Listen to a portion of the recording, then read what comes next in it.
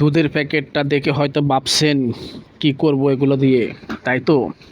এটা হচ্ছে প্রিয় খাবার তাল। অনেকের হয়তো প্রিয় খাবার তাল। দেখতে পাচ্ছেন তালগুলোকে কিভাবে আমরা নিয়ে কি করছি দেখছেন।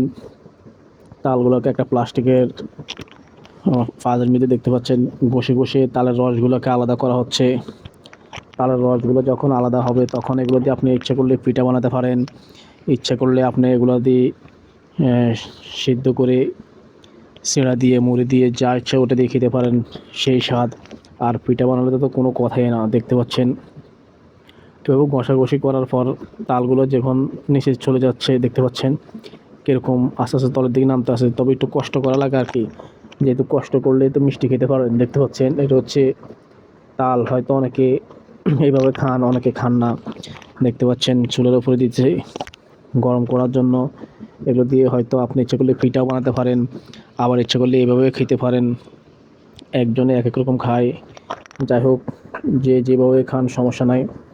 তবে এটার ভিতরে হালকা একটু চিনি দিবেন, নারকেল থাকলে নারকেল দিবেন, আর দুধ থাকলে তো দুধ দিবেন, কোনো কথাই নাই। যেহেতু আমরা এখানে ব্যাচেলার মানুষ, আমরা সব কিছু পাওয়া সম্ভব না, তাই আমরা দুধের প্যাকেট আর চিনি নিয়ে আসছি দেওয়ার জন্য।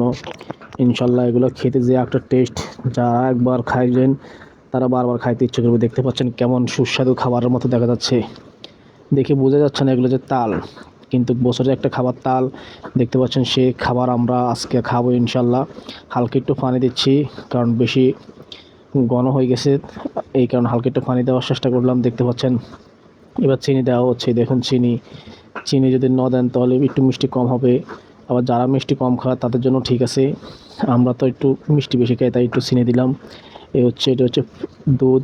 এবার দুধের গুঁড়ি দেবো। দেখতে পাচ্ছেন আপনারা দুধের গুঁড়ি দিলে খাওয়ার টেস্টটা একটু বেড়ে যায়। দেখতে পাচ্ছেন দুধের গুঁড়ো ঢেলে দিলাম। ঢেলে দেওয়ার পরে আপনি সবগুলো ডালার পরে লাড়াছাড়া দিতে হবে। লাড়াছাড়া দিয়ে সবগুলোর লগে মিক্স করে দিতে হবে। দেখতে পাচ্ছেন দুধ দিলে খাবারটা একটু মোটামুটি ভালো লাগে, মুখরুচি আসে। তাই যে যে অবস্থানে থাকুন না কেন তো রুচিসম্মত খাবার খাওয়ার চেষ্টা করবেন বাসাতে তৈরি করে। দেখতে পাচ্ছেন দুধের গুঁড়ি দেওয়ার পরে এবার লাড়াছাড়া দিচ্ছি।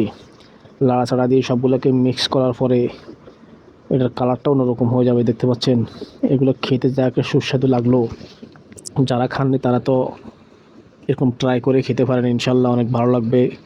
যদি আপনি বাসার তৈরি করে খান অবশ্যই ভালো লাগবে। বাজার থেকে তো অনেক কিছুই কিনে খান, এটা হচ্ছে আল্লাহর দেওয়া একটা ফল, নেয়ামত। সবাই বাসার তৈরি করে খাবেন ইনশাল্লাহ।